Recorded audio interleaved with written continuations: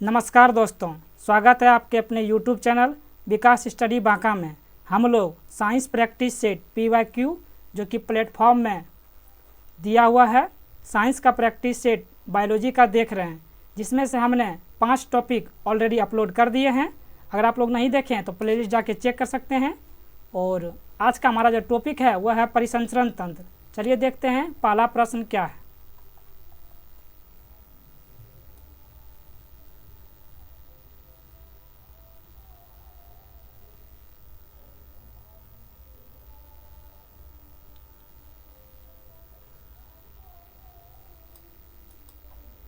आज का पहला प्रश्न क्या है कि डैश को 4 भागों में विभाजित किया जाता है। तो किसको हम लोग 4 भागों में विभाजित करते हैं? वो करते हैं हृदय, यानी हार्ट को 4 भागों में विभाजित करते हैं। तो इसका राइट आंसर होगा ऑप्शन नंबर डी। अगला प्रश्न क्या है कि इकोकार्डियोग्राफ में डैश का उपयोग किया जाता है। इकोकार्डियोग्राफ में हम लोग करते हैं अल्ट्रासाउंड का। बी इसका राइट आंसर होगा।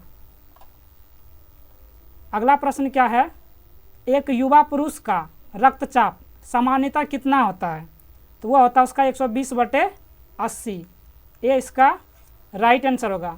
अगला प्रश्न क्या है कि डायलिसिस का प्रयोग या उपयोग तब किया जाता है जब किसी रोगी का डैश संबंधी गंभीर समस्या हो। वो होगा आपका गुर्दे। इसका बी राइट आंसर होगा।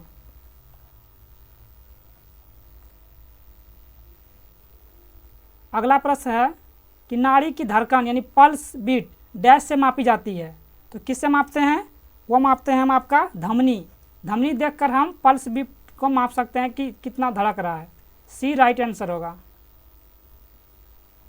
अगला प्रश्न है कि डैश छोटी रक्त कणिकाएं होती है जो आपके शरीर से रक्त स्राव को रोकने के लिए थक्का बनाने में मदद करती है।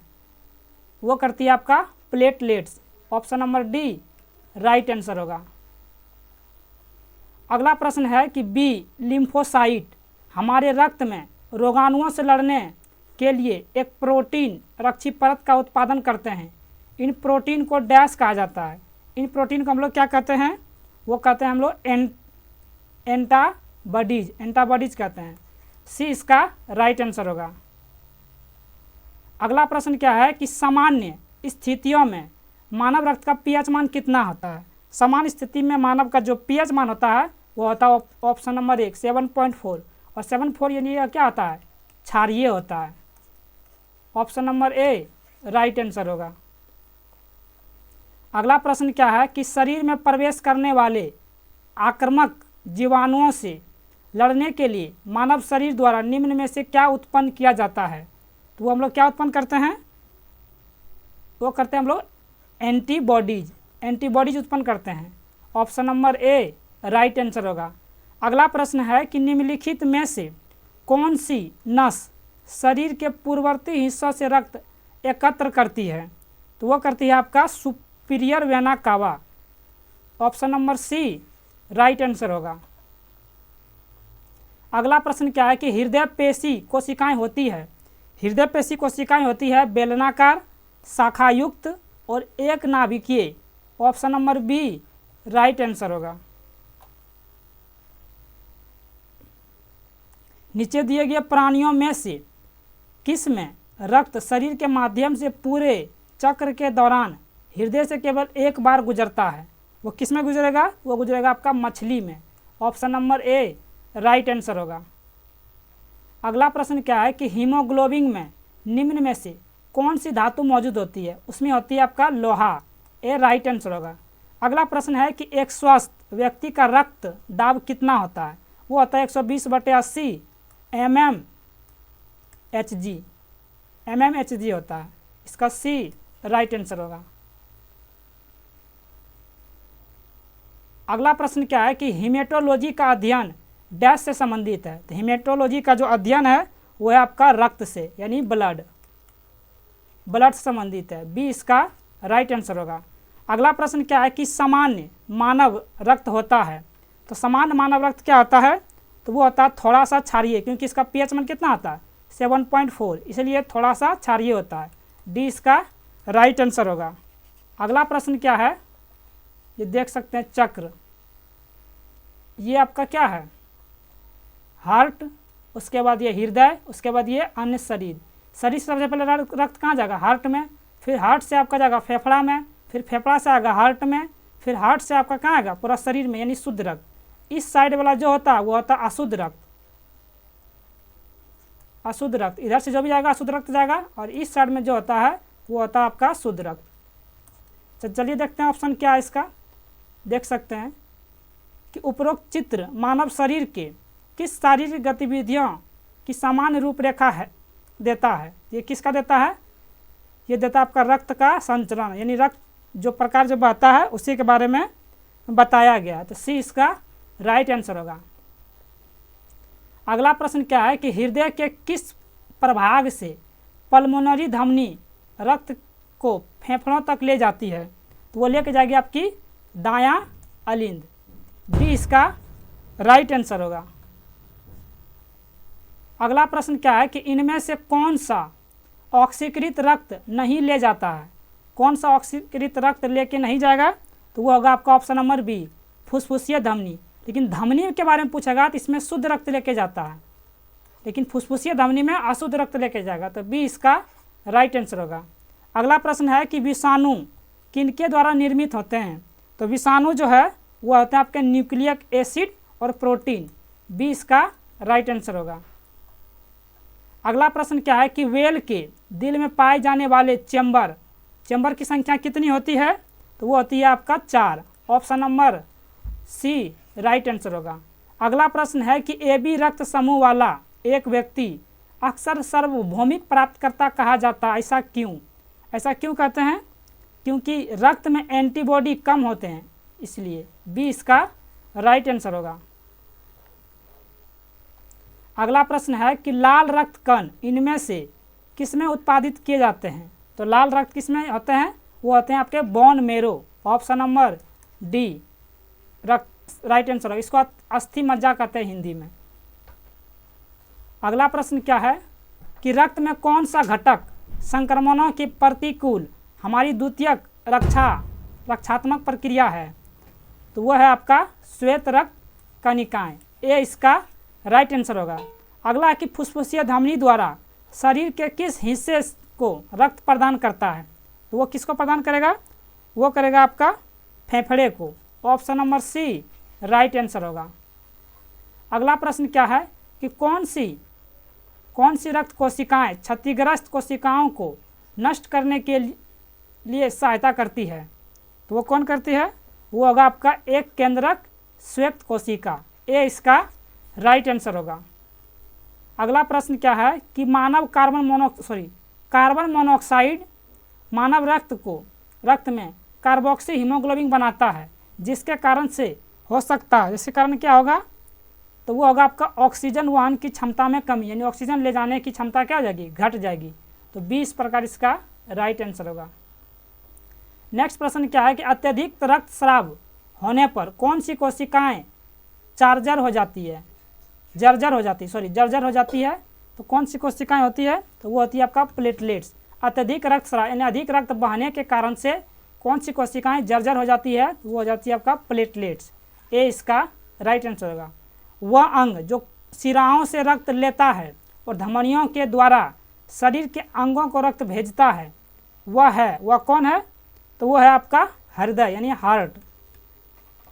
वह है आपका heart. Option number A right answer होगा। अगला प्रश्न क्या है कि निम्न में से कौन सा तत्व मानव के रक्त में हीम या हेम का भाग है। वो होता है आपका आयरन यानी ले। Option number B right answer होगा। अगला प्रश्न क्या है,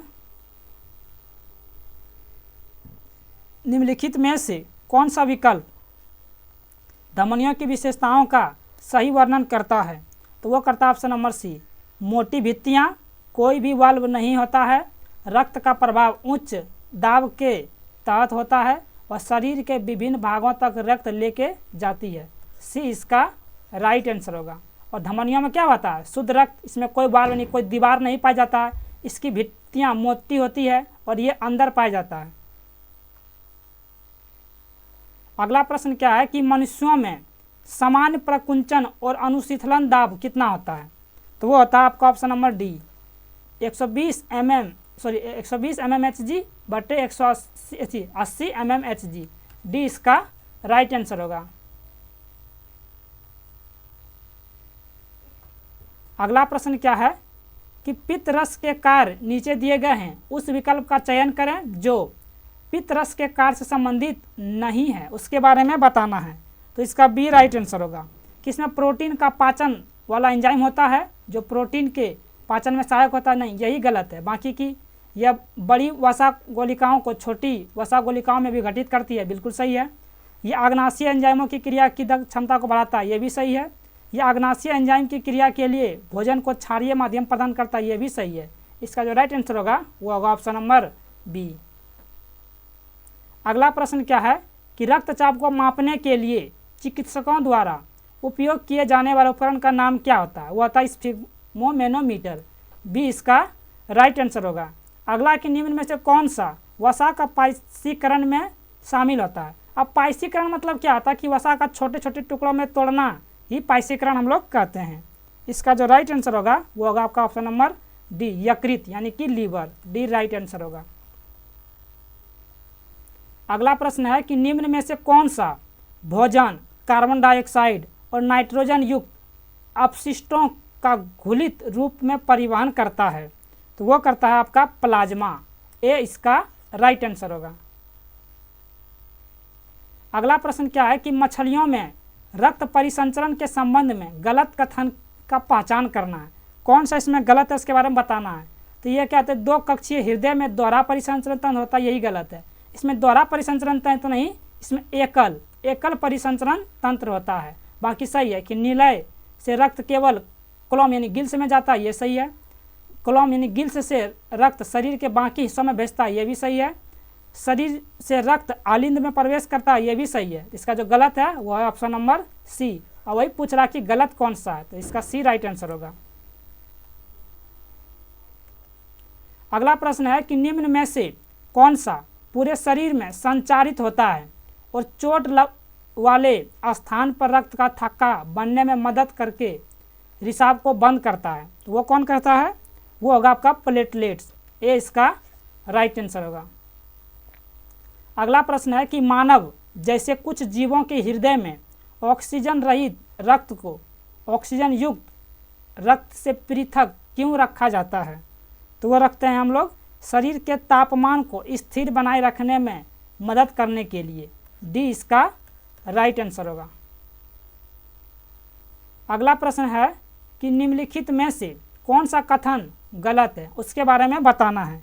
इसका जो गलत कथन है वो ऑप्शन नंबर सी कि श्वसन वर्णक श्वेत रक्त कणिकाओं में मौजूद होता है, यही गलत है।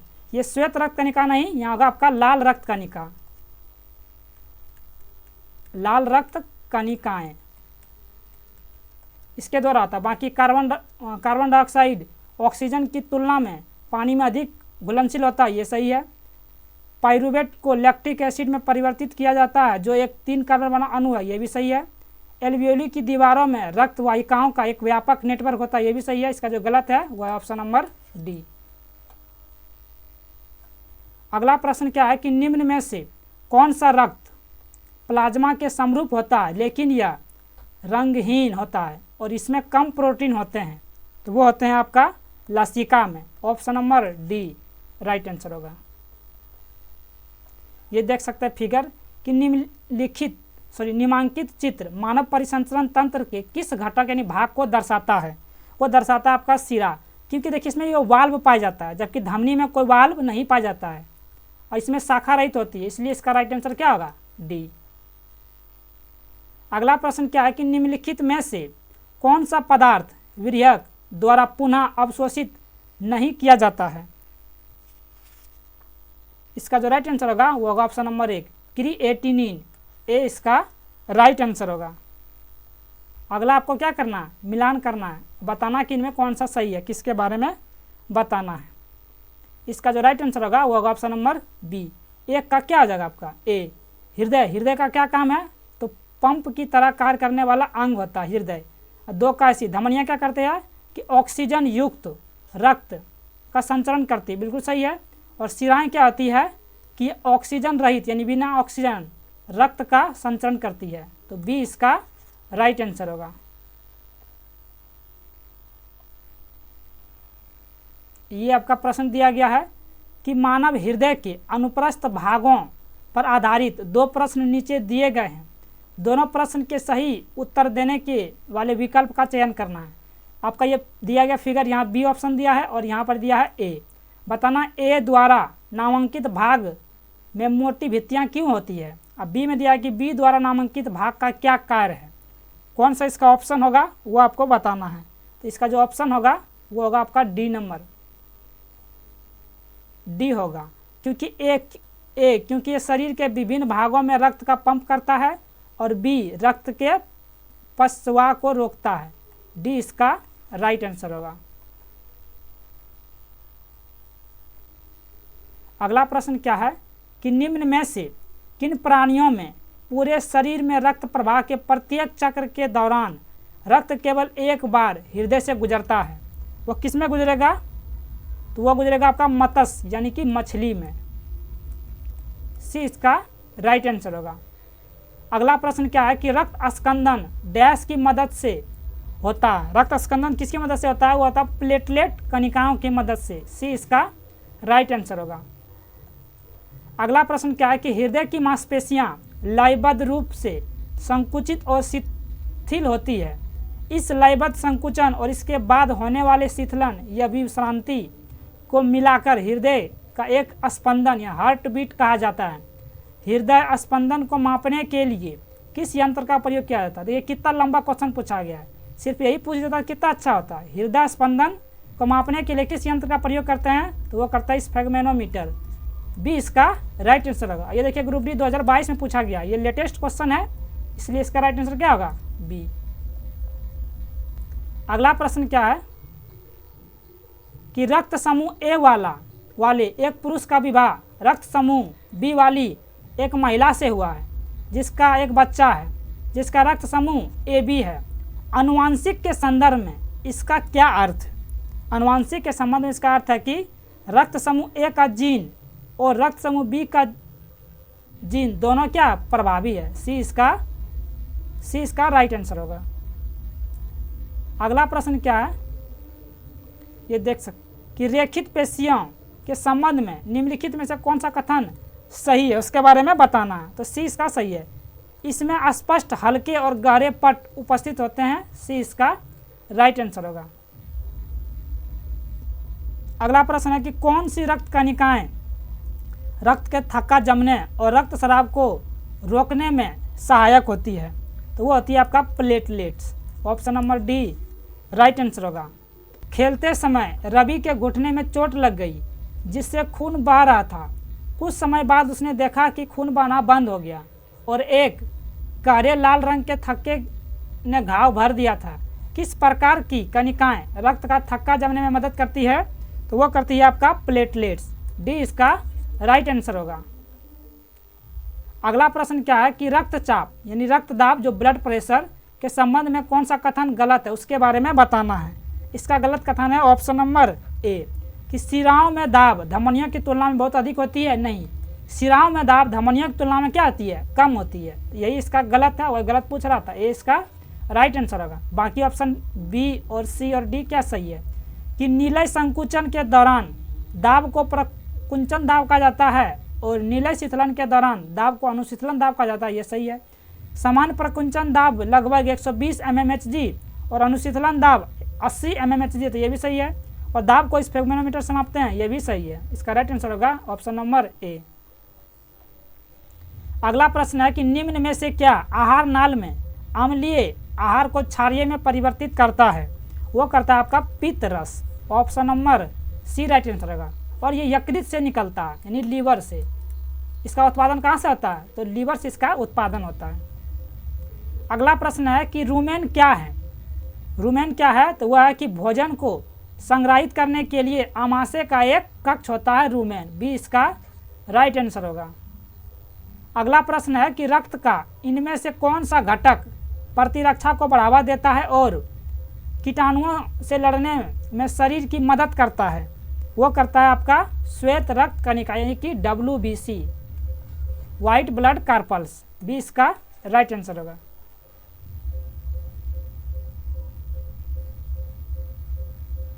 अगला प्रश्न क्या रहा, आज का आखिरी प्रश्न है कि मानव रक्त के निर्माण के लिए इनमें से किसकी आवश्यकता होती है? तो वो होती है आपका लोह यानी आयरन का। सी इसका राइट आंसर होगा। तो ये हमारा सर्कुलेटरी सिस्टम से जितने भी रेलवे में अभी तक प्रश्न पूछा गया है सारे के सारे इस वीडियो में डिस्कस कर दिए हैं। तो मिलते हैं किसी दूसरे वीडियो में, तब तक के लिए जय हिंद।